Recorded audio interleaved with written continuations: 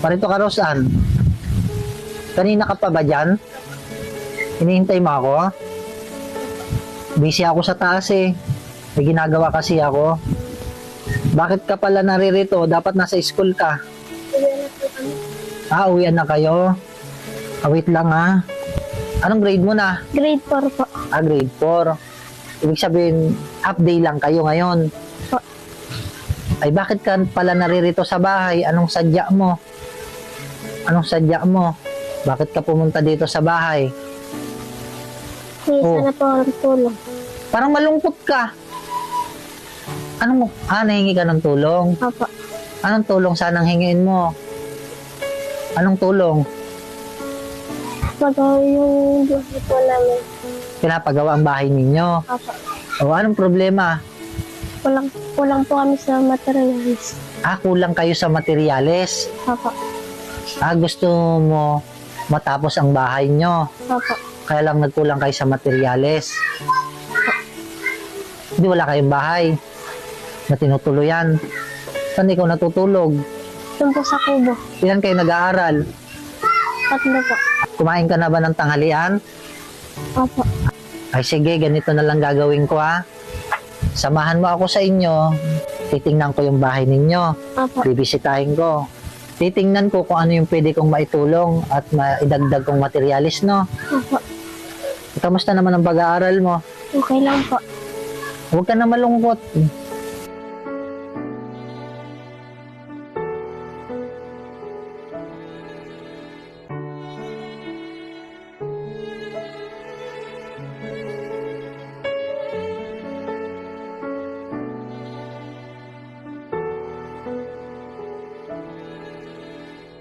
Rosan, nakita ko na yung bahay ninyo na pinapagawa. Kulang nga sa materyales. Kaya hindi pa magawa, no? Opo. Kulang kayo sa hollow blocks, semento, at may nakita naman akong kahit pa paano may bakal pang natira, no? Opo. Ganito na lang ang gagawin ko. Magdadagdag ako ng materyales.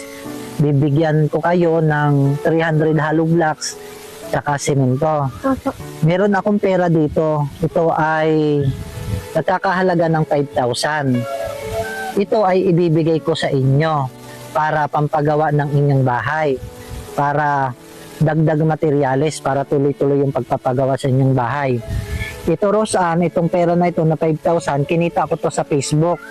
Yung mga taong nag-subscribe sa akin. Binigay nila ito para doon sa mga taong tinutulungan. Ngayon, lumapit ka naman sa akin at nakikiusap ka na gusto mong matapos itong bahay ninyo na pinapagawa, humihingi ka ng dagdag na materyales, itong 5,000, ibibigay ko na ito sa inyo. Ito ang ibibili natin ng dagdag na materyales. Ang kulang pa na yero dito sa inyo ay 22 na yero. Alay natin, Rosan, may magbigay ng 20 pirasong yero, di ba? Para mabubungan na itong bahay ninyo, no? Maliwanag ba? Opo. Para hindi nyo na problema yung yero, ha? Ano bang gusto mong sabihin? Maraming salamat po. Pag ka nang malulungkot, matatapos din yung inyong bahay. Talaga po, brother. Salamat po. Oo, ibibigay ko yan sa inyo. Masaya ka ba? Opo.